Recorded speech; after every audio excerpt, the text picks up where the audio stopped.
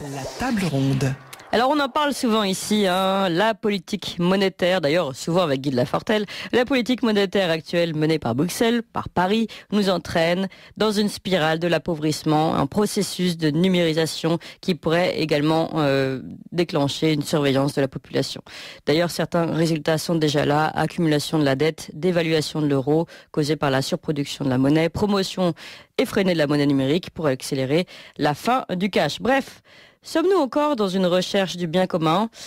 Pourtant, la fonction originelle de la monnaie, la question semble aujourd'hui assez rhétorique. Alors face à ce constat, on ne peut qu'encourager la volonté d'échapper à ce système. Et pourquoi pas la création de monnaies alternatives ? On en avait déjà parlé, on avait déjà dessiné les contours de ces possibilités de monnaies alternatives dans une précédente table ronde. Mais la création monétaire n'est pas une chose à prendre à la légère, tant par le cadre légal qu'elle implique que par la responsabilité que l'on prend vis-à-vis des utilisateurs. Et dernier exemple en date, dernier exemple qui a fait couler beaucoup d'encre et qui vous a fait beaucoup réagir, chers auditeurs, c'est vous qui nous avez demandé de réagir sur ce sujet. Peut-être souhaitiez-vous comprendre ce qui s'est passé. Eh bien, c'est l'exemple malheureux d'Alexandre Juvin-Brunet, candidat malheureux d'ailleurs aux législatives également, ancien militaire aux Gilets jaunes et à l'accent patriote, que nous avions reçu ici à plusieurs reprises et qui a décidé de lancer sa monnaie, le franc libre, le 17 octobre sous forme de pièces et de billets. Et puis le 25 novembre, il a été placé en détention provisoire pour escroquerie en bande organisée. Alors, que s'est-il passé ? Pourquoi a-t-il été placé en détention provisoire ? Le sujet nous permet de mieux comprendre les principes et les limites de ces créations de monnaie. Pour en parler, nous sommes avec deux invités. Guy de Lafortelle, bonjour. Bonjour Clémence. Et merci d'être avec nous. Vous êtes éditeur financier, fondateur de la lettre d'investissement L'investisseur sans costume, et vous avez publié sur votre chaîne YouTube notamment une vidéo concernant le cas pratique, on va dire, Juvin-Brunet. Et puis nous sommes également avec Valérie Bugot. Bonjour Valérie Bugot. Bonjour Clémence. Et merci beaucoup d'être avec nous aujourd'hui. Vous êtes chercheuse indépendante, docteur en droit, analyste de géopolitique juridique, fondatrice du site internet revoludroit.fr et puis auteur de Les raisons cachées du désordre mondial et du nouvel esprit des lois et de la monnaie, les moyens d'une véritable démocratie, théorie de l'État, du peuple civil au peuple politique, aux éditions Sigest, tout comme d'ailleurs votre premier livre que j'ai cité. Alors, pour commencer peut-être, je vais vous donner la parole Valérie Bugot sur le principe finalement de la création d'une monnaie, parce que je crois que c'est aussi un projet que vous avez eu. Pourquoi avoir ce principe et ensuite, quelles sont les conditions et les difficultés qu'il faut remplir ? Alors déjà, je n'ai pas eu, comme Juvin-Brunet, les mêmes velléités de création monétaire et je suis loin de prétendre à créer, enfin en tout cas, publier ce genre de choses. En tout cas, il est certain qu'ayant réfléchi sur la réforme de l'État, on ne peut pas se passer d'une réflexion sur la réforme monétaire, puisque les deux sont liés en fait. Une monnaie est liée à une nation, une monnaie est liée à un groupe qui s'organise de façon plus ou moins homogène et en tout cas qui peut échanger dans des conditions de sérénité, c'est-à-dire que la monnaie ne doit pas être considérée comme une marchandise, mais elle est en fait le reflet de la création de valeur ajoutée par le groupe en question, et donc elle doit reposer sur des fondamentaux qui sont des fondamentaux collectifs. Ce qui ne me semblait pas tout à fait être le cas dans la monnaie que vous avez cité plus tôt, et puis dans les monnaies complémentaires auxquelles nous pouvons assister aujourd'hui, qui sont un peu des sauve-qui-peut par rapport à la débâcle qui s'annonce concernant la monnaie actuellement en vigueur. Oui, mais de toute façon, il est un peu normal que pour le moment, nous trouvions que c'est sauf qui peut, ces monnaies complémentaires, puisque créer une monnaie nationale, de toute façon, est tout à fait impossible. On est bien d'accord sur ce principe-là. Absolument, puisque de toute façon, toutes les règles monétaires sont édictées par des instances qui sont finalement aux mains d'entités privées. C'est ce qu'on oublie un peu trop, mais en réalité, il faut, pour comprendre ça, s'intéresser à la création des banques centrales, s'intéresser à la création de la Banque des règlements internationaux et de toutes ces entités, supranationales ou internationales, qui en réalité sont contrôlées par des personnes physiques, quoi. Donc, tant que ce contrôle monétaire n'échappe pas à des intérêts privés, il ne saurait être question d'avoir une monnaie digne de ce nom. Et quand vous comprenez qu'une monnaie circule sur un marché et qu'elle est soumise à des tensions de spéculation, il est impossible que la monnaie remplisse correctement son rôle de développement d'une société. Mais finalement, si on souhaite une réforme monétaire, d'après ce que je comprends de votre propos, il faut forcément commencer par une réforme politique, finalement. On ne peut pas commencer par la création de la monnaie. Absolument, les deux vont ensemble, en fait. La réforme de l'État pour retrouver un État qui soit un État politique et non pas aux mains d'entités économiques, est corrélatif. En fait, les deux ne peuvent pas aller séparément. Donc, on ne peut pas créer une monnaie dans le cadre d'un État actuel qui n'est pas un État, qui est une entité déficiente pour organiser la vie collective. Alors, je vais vous donner la parole à Guy de Lafortelle, mais d'abord un rapide point sur les informations. Il est 8h pile sur Ligne Droite. La table ronde. Et pour en parler, nous sommes toujours avec Valérie Bugot, chercheuse indépendante, docteur en droit, analyste des géopolitiques, fondatrice du site révoludroit.fr et auteur notamment de ce livre de Nouvel esprit des lois et de la monnaie, les moyens d'une véritable démocratie, théorie de l'État, du peuple civil et du peuple au peuple politique, aux éditions SIGES. Et puis nous sommes toujours avec Guy de Lafortelle, éditeur financier, fondateur de la lettre d'investissement, l'investisseur sans costume. Alors, Guy de Lafortelle, je voudrais vous interroger tout particulièrement sur ce cas pratique, puisque vous l'avez déjà travaillé, celui d'Alexandre Juvin-Brunet. Je rappelle que lui a tenté de lancer le franc libre le 17 octobre sous forme de pièces et de billets, puis le 25 novembre, il a été placé en détention provisoire. D'ailleurs, je vous propose d'écouter un extrait d'Alexandre Juvin-Brunet le 19 octobre. Chers amis, bonjour. Je suis ici pour vous parler du franc libre, comme vous vous y attendez bien sûr. C'est notre projet principal actuellement, qui est, comme vous vous en rappelez, le premier instrument monétaire qui va nous permettre de réagir par rapport à une lutte que nous engageons face à un système. Les francs libres sont ici, c'est toute la gamme qu'on vous avait montrée, tout d'abord en projection graphique, de concept, tout l'été, et qui dorénavant existe. Ici, tout ce que vous voyez ici n'est qu'un instrument. Ce n'est pas une fin en soi. Nous vivons dans un paradigme matérialiste et un paradigme individualiste qui nous a fait croire que tout ceci est une fin en soi. Ce n'est pas une fin en soi. C'est un instrument qui est censé être utilisé tout d'abord pour vous libérer. Et ensuite pour que vous viviez en sécurité. Et en fait, vous puissiez vivre dans le bonheur. Ni plus ni moins. Tout ce qu'on vous a vendu depuis 233 ans est un mensonge. Alors, libération, sécurité, bonheur, forcément le franc libre donne envie. Malgré tout, il y a eu des erreurs de commises, Guy de Lafortelle.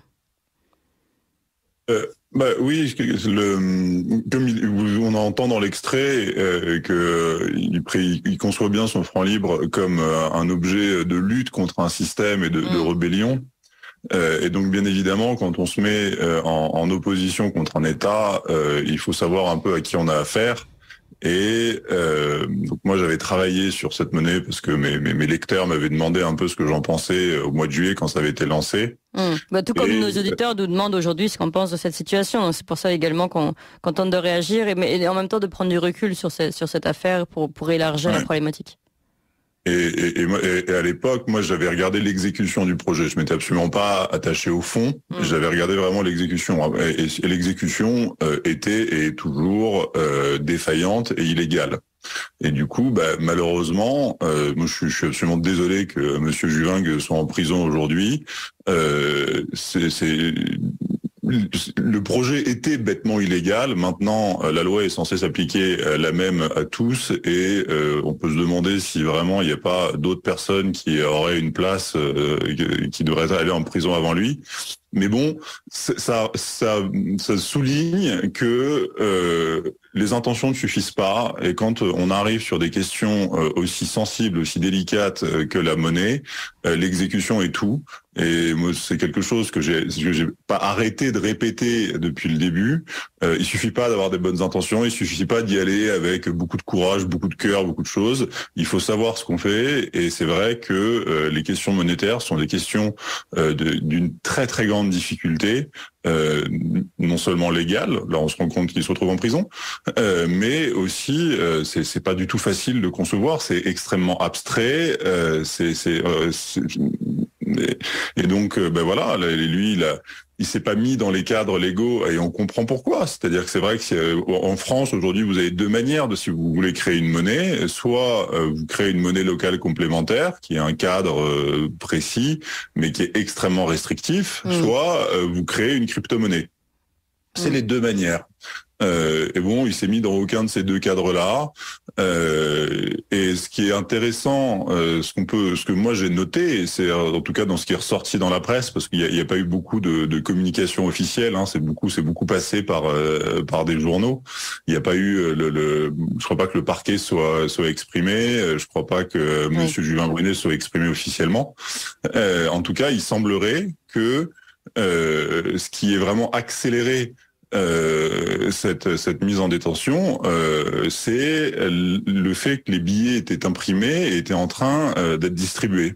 Et ça, c'est pas neutre, hein, parce que autant des comptes électroniques, ça peut toujours se saisir, autant quand vous avez des billets qui sont en circulation dans la nature, une fois qu'ils sont partis, ils sont dans la nature, c'est très compliqué de les récupérer. Et on se rend compte un petit peu de l'importance des espèces. Et aujourd'hui, c'est a priori ce qui a fait paniquer les autorités, en sachant que, encore une fois, hein, le projet était assez mal monté malheureusement, et qu'ils avaient 1000 fois l'occasion d'arrêter l'expérience et de rembourser les souscripteurs beaucoup plus tôt et pas d'attendre ce moment-là. Après, si vous voulez, cette épreuve que traverse Monsieur Juvin, qui sait, je sais pas si les billets ont été saisis ou pas, mais si les billets sont encore en circulation, ils vont peut-être prendre une valeur maintenant à la hauteur de l'épreuve de Monsieur Juvin, parce qu'a priori, on sait que vous aurez plus jamais un billet imprimé dorénavant. Et je trouve ça assez étonnant qu'ils en fassent un peu un martyr en le mettant en prison. Il n'y avait pas besoin de le mettre en prison. Il n'a pas non plus, il a pas non plus fait quelque chose d'à ce point terrible par rapport à tous ceux qu'on laisse courir en France. Alors, pour précision, 300 000 francs libres donc ont été saisis par les autorités. Je vous remercie. Alors, dans ce qui est intéressant, donc vous dites finalement, aujourd'hui, on a le droit de créer les monnaies locales, les monnaies complémentaires et les crypto-monnaies. Et là, il y a eu un dépassement finalement, parce que c'était ni l'un ni l'autre. On est dans la création de monnaie pure et simple, une monnaie qui semblait avoir une vocation nationale.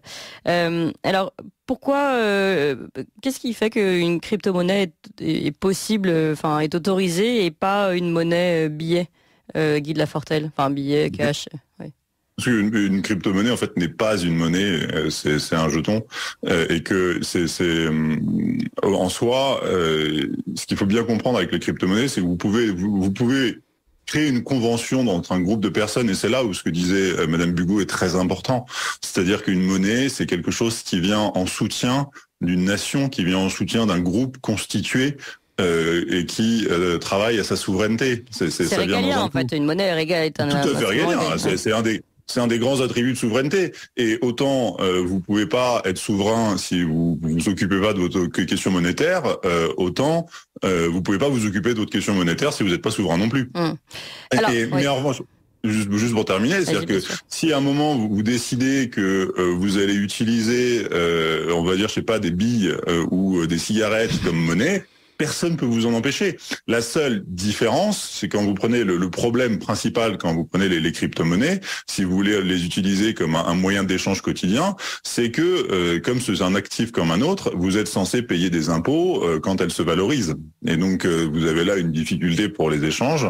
Mais sinon, encore une fois, il faut bien comprendre que les monnaies, il y a quelque chose de là très archaïque, mais vous pouvez utiliser n'importe quoi comme monnaie. Vous pourriez même, prendre des euros, mettre un tampon sur vos euros et signaler des euros particuliers comme ça. Oui, pourquoi pas. Mais de toute façon, d'après ce qu'on comprend, d'après ce que vous dites tous les deux, finalement le problème n'est pas vraiment dans la création de monnaie. C'est une fausse réponse. C'est une fausse réponse immédiate. Il faut d'abord commencer par une réforme politique. Et là, on est un peu dans la question. Oui, mais par où on commence, de l'œuf ou de la poule, puisque finalement, en même temps, la réforme politique se fait aussi par une réforme monétaire. Valérie Bugeaud. Oui, alors je voulais revenir un peu sur la mise en détention d'Alexandre Juvin-Brunet. Oui. Je n'ai pas, moi, compris, entendu en tout cas, qu'il était mis en détention pour faux monnayage. Donc il faudrait peut-être, avant de se prononcer... pour escroquerie en bande organisée. Oui, mais enfin, l'émission monétaire, c'est du faux monnayage, donc c'est pas tout à fait le même cadre. Donc, il faudrait peut-être en savoir plus avant de se prononcer. Et, oui. Il est accusé d'avoir utilisé en fait une partie des dons à des fins personnelles, notamment. Donc, je ne vois pas ce que ça a en rapport avec la création monétaire. Je veux dire, c'est un tout autre sujet. La création monétaire devient finalement dans ce cadre-là. Je ne sais pas s'il est vrai. J'ai pas d'informations. Donc, mais on ne sait pas si ça a été, disons, l'élément déclencheur ou pas. Ouais. Non, on ne sait pas si ça a été le prétexte à autre chose, à d'autres malversations, ou si ça a été la finalité qui a justifié sa mise en détention. De toute façon, quoi qu'il arrive, la monnaie est comme l'a parfaitement dit Guy de Lafortelle, est une prérogative régalienne. Donc, tant que l'État est aux mains, je le répète, d'entités économiques, il n'est pas question de pouvoir générer une monnaie alors que eux détiennent les règles du jeu. Donc, de toute façon, on est de facto, ils sont dans l'illégalité. Pourquoi les crypto-monnaies sont tolérées? Parce que c'est aussi une expérimentation in vivo pour pouvoir ensuite créer des monnaies. Parce que je répète que la crypto-monnaie, c'est une façon dématérialisée de faire circuler une monnaie. Une crypto-monnaie reste une monnaie. Donc, pour qu'elle soit, elle ait les attributs d'une monnaie, c'est pas des crypto-monnaies privées qui peuvent avoir ces attributs-là. Par contre, ce sont des expérimentations qui peuvent montrer les failles du système, qui peuvent permettre d'améliorer de façon à ce que les États ensuite basculent sur des crypto-monnaies qui seront effectivement des crypto-monnaies d'État. Et nous sommes effectivement aujourd'hui dans ce cadre-là, puisque étant donné que la monnaie adossée au dollar est en train de s'effondrer, ils vont effectivement reprendre la main en imposant une circulation dématérialisée qu'ils contrôleront beaucoup mieux. Alors pardon, là on est toujours dans ces entités économiques. Ouais. Les entités qui contrôlent l'émission et la circulation monétaire. Donc c'est prétendument les États, les banques centrales, enfin tout ça est contrôlé par une petite minorité de gens qui sont actifs derrière l'apparence de la formalisation étatique et juridique. Nous avons des entités privées et des intérêts privés derrière. Oui, alors je voudrais qu'on creuse un peu cette question, parce que d'un côté on dit que la monnaie est un élément régalien, et de l'autre que finalement aujourd'hui, concrètement, d'après ce que vous nous dites, elle n'est pas régalienne puisqu'elle appartient à des intérêts privés. Mais bien sûr, parce que tout a été subverti, y compris la notion d'État. Donc à partir du moment où vous avez une subversion du concept et une subversion de la terminologie, l'État n'est plus une entité publique, une entité politique, mais une entité aux mains d'intérêts privés qui donc édictent les règles en fonction de l'avènement de leurs propres intérêts.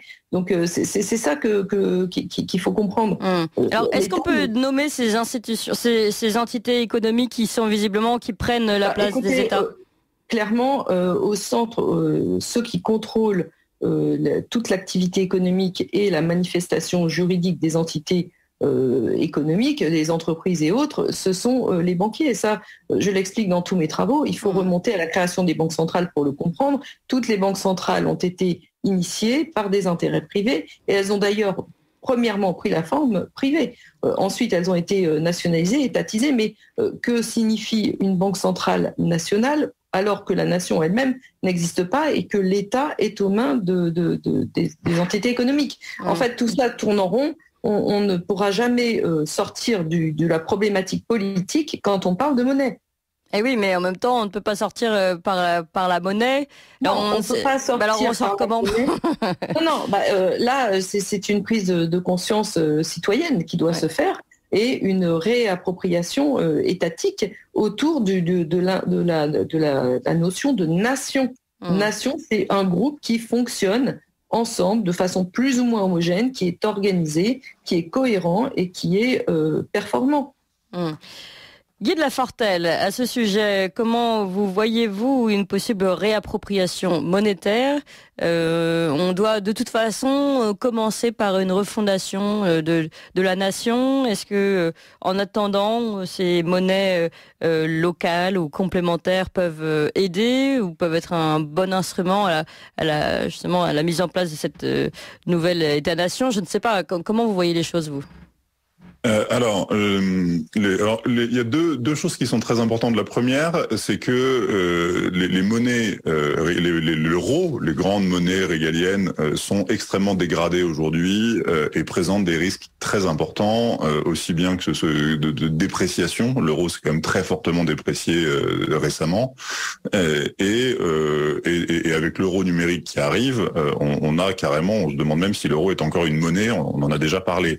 Et du coup, pour un tout à chacun, un particulier, la question se pose de dire, mais est-ce que vraiment, quelle part de mon patrimoine je peux conserver en patrimoine financier en euros? Et donc il y a une question très importante aujourd'hui qui se pose de démonétiser une partie de son patrimoine et de le reconvertir en actif réel et de le sortir de cette fiction financière qui est en un stade terminal. Donc pour être concret, Guy de Lafortelle, investir par exemple dans l'immobilier. Dans l'immobilier, dans de la terre, dans tout un tas de choses qui sont réelles. Sauf que l'immobilier aujourd'hui est surtaxé en France. Oui, l'immobilier est surtaxé en France, mais maintenant il y a quand même des opportunités. Il faut faire attention, le marché de l'immobilier bouge en ce moment assez fort, mais même sur des choses beaucoup plus simples. C'est-à-dire que sur tous les moyens de subsistance, sur vos moyens de production, de se remettre dans le réel. Ça, moi, je passe mon temps à travailler là-dessus, que ce soit mais ça, c'est peut-être pas l'objet de cette table ronde. Mais ce que je veux dire, c'est que il y a un moment, il faut accepter que si on veut repartir sur un nouveau système, il faut commencer par purger l'ancien. Et on va pas réussir vraiment à savoir quel est le prochain système fonctionnel dans lequel on va pouvoir se reconstruire tant qu'on n'aura pas purgé celui-là. Et alors, bien sûr, vous pouvez dire qui suis-je pour purger ce système-là? Déjà, la première chose que vous pouvez faire, c'est commencer par parce qu'une monnaie, c'est jamais quelque chose qu'on utilise. Et si demain, une population arrête d'utiliser une monnaie, cette monnaie cesse d'exister immédiatement. Mais comment vous faites pour arrêter d'utiliser une monnaie si vous n'avez pas de monnaie alternative? Mais il y a pas. Alors, en fait, le problème, c'est de croire. Ça a été la grande erreur de Monsieur Juvin, c'est de croire qu'il fallait remplacer une monnaie souveraine par une autre. Le problème, c'est que il peut y avoir plein de stades monétaires entre les deux. Vous pouvez soit déjà, ce qui se passe généralement dans les pays, alors c'est pas la France, mais dans les pays qui rentrent en grave crise, généralement vous avez le dollar qui prend le dessus à un moment. Vous avez des pays où tout d'un coup on se met à payer ses impôts en dollars parce que plus personne n'utilise la monnaie d'État. Alors pas sûr que le dollar soit également une référence en ce moment. Non, ça peut être... faites attention parce que mais oui, le dollar a les mêmes problèmes que l'euro au fond, mais ce que je veux dire, c'est que quand vous voyez ces pays où le dollar tout d'un coup devient une monnaie quasi illégale puisqu'elle est même accédée pour les impôts, ça c'est personne qui l'a décidé, c'est les populations qui à un moment l'ont imposé, mais sans qu'elle se soit concertée. Et donc aujourd'hui... Vous pensez à quel pays là? Par exemple la Grèce ou non? Au Zimbabwe. Ah oui. Au Zimbabwe, à un moment, les autorités, parce que ce qu'il faut très important, c'est ce qui confère la puissance à l'euro, c'est que vous êtes bien obligé de payer vos impôts en euros. C'est le truc le plus important. Si demain vous êtes plus obligé de payer vos impôts en euros, vous allez pouvoir réfléchir à plein d'autres choses et vous allez pouvoir beaucoup plus facilement accepter des paiements en tout ce que vous voulez. Le nerf de la guerre, c'est de payer l'impôt pour une monnaie comme ça. C'est le lien avec la souveraineté. C'est-à-dire que vous pouvez repartir sur du troc. Vous pouvez. Moi, je trouve que nous vivons dans une société où nous monétisons beaucoup trop nos échanges et que nous pourrions aujourd'hui faire des échanges qui n'ont pas besoin d'être monétisés. Première chose, on n'est pas obligé de remplacer un usage monétaire par un autre. On n'est pas obligé... On peut remplacer un service par une baguette de pain, par exemple. Oui, on peut s'échanger des choses, exactement. Et puis aujourd'hui, je sais pas si vous vous rendez compte, mais ça monte tout doucement, mais dans les jeunes générations, vous avez énormément de gens qui travaillent très sérieusement à avoir le moins besoin de monnaie possible et qui vont tout faire par l'entraide, par l'échange, par la récupération, et ces choses-là, c'est très important, c'est très fort. Et puis après, vous pouvez aussi avoir des échanges en monnaie d'or et d'argent physique. Vous pouvez avoir tout un tas de choses. Ce qu'il faut comprendre, c'est que vous avez un petit peu des grands cycles, mais sur des très longues périodes, entre des monnaies type fiduciaire des monnaies qui vont reposer sur la confiance d'un grand groupe constitué ou d'un tiers de confiance en l'occurrence, et des monnaies qui elles ne vont pas requérir la confiance, qui est en mode des monnaies métalliques, l'or un peu moins en tout cas, et donc vous avez cette fluctuation. Où là, a priori, ce qui est certain, c'est qu'il y a un moment dans les 10, 20, 30 prochaines années, on va revenir à un étalon or. très probable, ou en tout cas on va revenir à un étalon de matière première. À mon avis, l'or c'est le plus simple. Et après, la deuxième chose qui se passe généralement, c'est que vous avez aussi une fluctuation au niveau des échelles, et que probablement que on va revenir à des échanges à des échelles beaucoup plus petites. Et c'est là où les monnaies locales complémentaires sont pas inintéressantes. C'est-à-dire qu'une ville, c'est aussi un petit groupe constitué et pendant des siècles, vous aviez plein de cités qui avaient leur monnaie et ça marchait très bien. Ça, après, il y a toute il est probable en fait que entre le moment où vous avez une crise monétaire au stade dans lequel on est et le moment où vous avez autre chose qui apparaît, vous avez une concurrence monétaire qui s'installe. Et la concurrence monétaire n'est pas nécessairement mauvaise en soi. C'est une question qui est difficile, encore une fois, qui bien évidemment n'est pas souhaitable quand vous avez un État qui est fonctionnel et qui est fort. Mais quand vous avez un État qui est en décrépissance, c'est peut-être pas mal d'avoir une concurrence monétaire.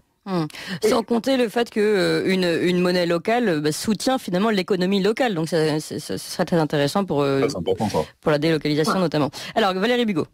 Oui, si je peux me permettre d'intervenir, je dirais que oui, ça c'était pour le monde d'hier, mais aujourd'hui on est quand même une économie qui a été fortement intégrée au niveau international, et donc une économie à l'échelle d'une ville ne sera pas très pertinente dans la mesure où la ville... C'est la question que je souhaitais vous poser. Et ne peut en aucune façon être autosuffisante. Même les États ne sont quasiment pas autosuffisants en matière économique. Donc je pense que l'intégration internationale a bouleversé un peu les schémas de réflexion. Mais sauf Valérie Bugeaud, si on voit les choses autrement et qu'on se dit que qu'une forme de relocalisation serait possible.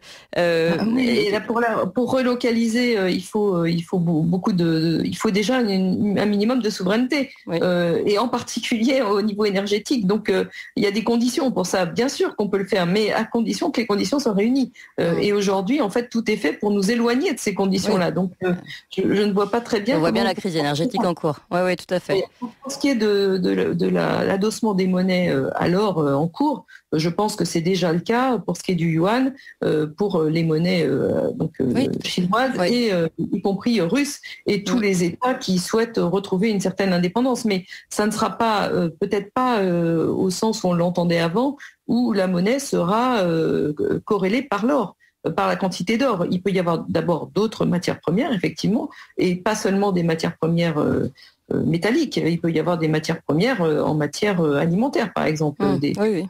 Une monnaie peut être adossée à quantité de choses, en réalité. Et je pense que c'est cet adossement qui est le plus important et sur lequel on doit travailler quand on cherche à corréler une souveraineté nationale par une monnaie, par une souveraineté nationale. Et Valérie Bugeaud, pour finir, le message que vous passez à nos auditeurs, et puis plus largement, on va dire à tous les citoyens français qui nous écoutent. Aujourd'hui, on comprend qu'on a perdu la souveraineté monétaire. Quel est aujourd'hui le conseil que vous nous donnez finalement? Par où commencer? Que doit-on faire, nous, à l'échelle citoyenne? J'ai pas vraiment de conseils à donner. Moi, j'ai développé tout un concept de renouvellement de l'État, qui est un renouvellement pour réapproprier en fait le sens politique du groupe autour parmi tous les gens qui habitent sur un territoire. Et ça, c'est tout le projet Révolu Droit. Donc j'invite, si j'ai un conseil à donner, c'est d'aller visiter Révolu Droit et d'essayer de comprendre de quoi il s'agit, qu'est-ce que c'est qu'un État, se poser des vraies questions. Est-ce qu'un État doit être aux mains d'entités économiques, ou est-ce qu'un État est un élément politique, c'est-à-dire au-dessus des entités économiques? Parce qu'à partir du moment où vous mettez les entités économiques au-dessus de l'État, ça veut dire que la capacité à légiférer, à imposer des normes à tous, est dans des mains privées. Donc c'est ça qui pose problème. Bien sûr. Eh bien, c'est un très bon conseil, ça. Guy de Lafortelle, votre dernier conseil pour finir cette table ronde? Moi, je vais le répéter. C'est que allez sur un investisseur sans costume. Alors, c'était pas ce que j'allais dire, mais oui, allez sur l'investisseur sans costume. Non, aujourd'hui, c'est attention à l'euro et réfléchissez à démonétiser le patrimoine et avoir des choses et en actifs réels et en bien aujourd'hui, en bien de subsistance. C'est-à-dire que si vous êtes capable d'investir pour produire votre propre énergie aujourd'hui, c'est pas le truc le plus bête du monde. Hein. Oui, votre propre nourriture, ou d'investir directement directement dans des parts de société sans passer par des actifs boursiers, des actifs bancaires. Vous pouvez aussi être détenteur de parts de société en direct ou dans un tas de choses. Donc moi, c'est vraiment réfléchir très fortement là-dessus et sur les usages monétaires. C'est vrai que ce que disait Madame Bugeaud en disant la monnaie à l'échelle d'une ville, mais on est trop intégré. C'est vrai, mais maintenant vous avez des circuits courts qui se développent et voilà, ça soutient des circuits, ça soutient deux choses, les monnaies locales, ça soutient les circuits courts et ça soutient les politiques des villes. Voilà. Mais le plus important, encore c'est que faudrait-il qu'il y ait des politiques au niveau de la ville, puisqu'on voit que maintenant ils ont de moins en moins de pouvoir également avec les. Bien sûr. Ouais. Les seuls endroits où ça marche à peu près, c'est les endroits où les villes s'y mettent à fond. Oui, c'est ça. Faut vraiment y ait une forte volonté. Non, ça marche pas vraiment. Et donc voilà. Et voilà. Pardon. Bon, écoutez, merci beaucoup. C'est absolument passionnant. Je pense que c'est une table ronde à suivre. Merci Guy de Lafortelle, fondateur de la lettre d'investissement, l'investisseur sans costume. Merci à vous Valérie Bugeaud. Je rappelle votre site internet révoludroit.fr, donc que nous conseillons à tous nos auditeurs. Et puis ce livre qui est en lien direct avec notre table ronde, du nouvel esprit des lois et de la monnaie, les moyens d'une véritable démocratie, théorie de l'État du peuple civil au peuple politique, aux éditions SIGES. Merci à vous deux. Et bonjour.